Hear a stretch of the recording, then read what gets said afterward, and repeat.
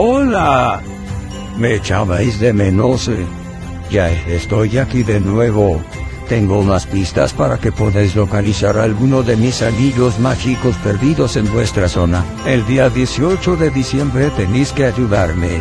Los anillos fueron recogidos por algunos comerciantes de vuestra zona. Tendréis que averiguar durante el día en qué comercio se encuentra mi anillo. Y si entráis en un comercio y no saben nada, salir corriendo. No está ahí. Y seguir buscando. Si tú lo encuentras, mi duende visitará tu casa esta Navidad. Recuerda, puedes buscar el comercio en Barbera, Badia, Ripolleti, Sabadell Sur en la Creu de Barbera.